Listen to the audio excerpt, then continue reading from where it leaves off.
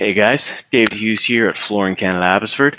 Today I'm going to teach you how to avoid unexpected costs, delays in the completion of your home transformation, future repairs, and worst of all, null and void warranties resulting from negligence and inadequate floor prep.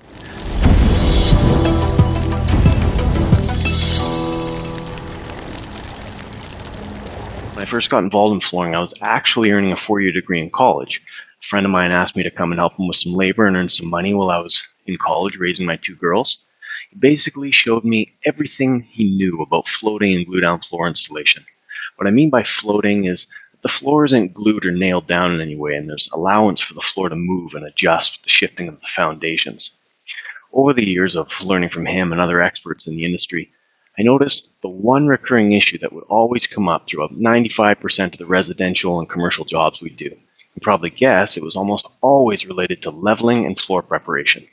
We'd always have to stop what we're doing and bring the homeowner or the builder over and show them where the surface needed extra floor prep. And it was always like, really? Is it that bad? Can't you just go over it? Or at the end, it's, and how much is this going to cost?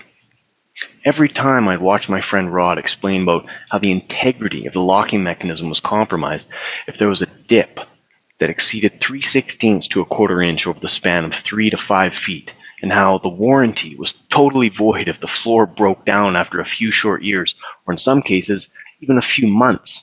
Our clients would always reluctantly accept the news and allow us to prep the area properly, but I'll always remember what a shock it was to every client, not only the issue, but now the added time and cost. Since then, I've trained with Ardex America and leveled countless jobs, but the thing that truly helped me to learn was the coach and teacher that actually come to help at every job with me in the beginning and show me hands-on all the secrets to creating a flat surface with premium Ardex tools and leveling compounds to get the job done right in the quickest amount of time and at the lowest possible price for our customers.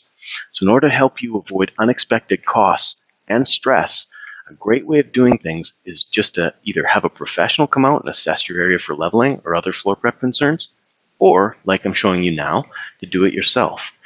By assessing it yourself, you don't have to take the word of anyone who could potentially gain a profit based on the amount of floor prep required in your site or in your home. For example, if a contractor stands to gain $1,000 for 3 hours of floor prep when you only need 1 bag of self-leveler supplied and installed, and it literally pays to assess it yourself. So to give your surface a proper assessment, first consider what type of floor you want to have installed. If you're putting in a carpet that's 1/2 inch thick with a supporting underpad that's also 1/2 inch thick, that soft, thick, and flexible carpet will cover most, if not all, of your floor prep issues. But if you're like me, you only want carpet in the bedroom or two and maybe an area rug in the living room, then you'll want to give it a proper assessment prior to install. First, you'll want to remove the old floor. If it's a brand new building or home and you're laying a beautiful new floor down on a fresh surface, then naturally you can skip that step. But if removing your floor is not an option because you and your family need to live in your home prior to the install, then we recommend selecting a new floor beforehand, scheduling the removal and installation. Be sure the retailer of your choice does leveling and floor prep.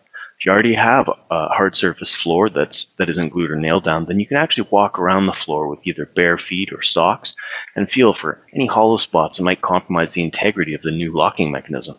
A little bit of movement is okay, but we're looking for heavy dips that exceed that 3/16 to a quarter inch, in which case your current floor will probably display signs of early breakdown. You might see flex marks at the joints, or the seams might be actually pulling apart in these areas. Secondly, once the floor has been removed and swept of debris, you'll need to take an 6 to 8 foot straight edge or level and begin assessing for dips and crowns. Remember, unless you own a filming studio or surgical room, the area doesn't have to be level. It does, however, need to be flat. You'll want to work from one corner of the room toward the other, first in one direction and then again in the other. As you place your straight edge down every few feet, you'll be looking for any dips that exceed that 3/16 to a quarter inch over the span of about 3 to 5 feet. You'll see these dips by noticing that your straight edge is tight to the ground with a noticeable chasm in the middle of the straight edge between both ends.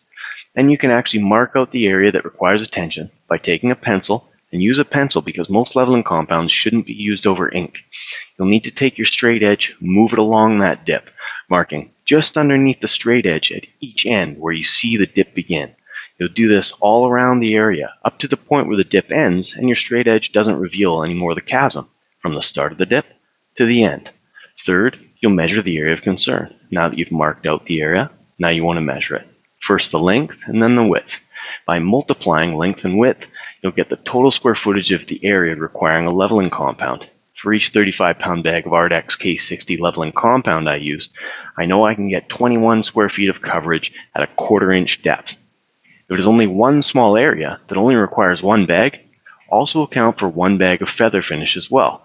Feather finish literally smooths around the edges of the area just covered, so you'll have a nice flat surface that's free of dips. If the area you need to fill is only 4 feet by 4 feet, for example, with a minimal depth, you may only need one bag of feather finish. In many cases, I come across homes that have 2 or 3 very small 5 or 6 by 2 foot valleys in the subfloor. In these cases, I use 2 or 3 bags of feather finish to bring the entire home to industry standards and to ensure that warranty is rock solid. At all times, please consider there's so many variables involved when it comes to leveling and floor prep. Does a bump in the area need grinding?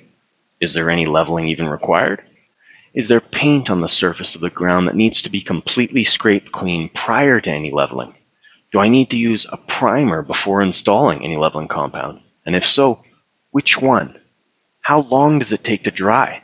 Remember, I'm here to help you determine the rough amount of leveling and floor prep you'll need so you can avoid unexpected costs, delays, future repairs, and worst of all, null and void warranties resulting from negligence and inadequate floor preparation following your home transformation. Because once you know, then you can make the informed decision that will ensure your family is protected.